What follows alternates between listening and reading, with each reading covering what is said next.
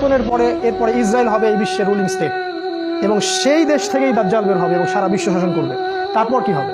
তারপরে এই মালহামাটা হবে যার কথা বললাম, অথবা এই মালহামার পরে ইসরায়েল হবে এই বিশ্বের রুলিং স্টেট। তারপরে এদেরকে প্রতিহত করার জন্য আল্লাহ রাব্বুল আলামিন মুসলিমদেরকে ঐক্যবদ্ধ করবেন।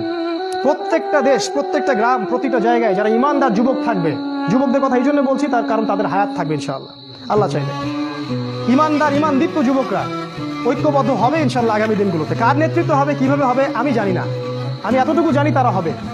কারণ আল্লাহ রাব্বুল আলামিন তার নবীর মাধ্যমে জানিয়েছেন এই বাংলাদেশ বলেন, পাকিস্তান, আফগানিস্তান, এই পুরো জায়গাগুলো, ইন্ডিয়া, এই জায়গাগুলো থেকে যুবকদের অনেক কাফেলা আসবে এবং তারা ইমামুল মাহদির সাথে যুক্ত হবে।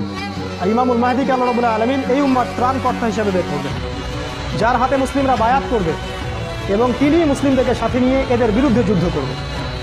এবং এই যুদ্ধে প্রথম দিকে মুসলিমরা অনেক পরাজিত অবস্থায় থাকবে, অনেক মুসলিম মারা যাবে। আল্লাহ রাসূল বলেছেন 1/3 মুসলিমই শহীদ হয়ে যাবে।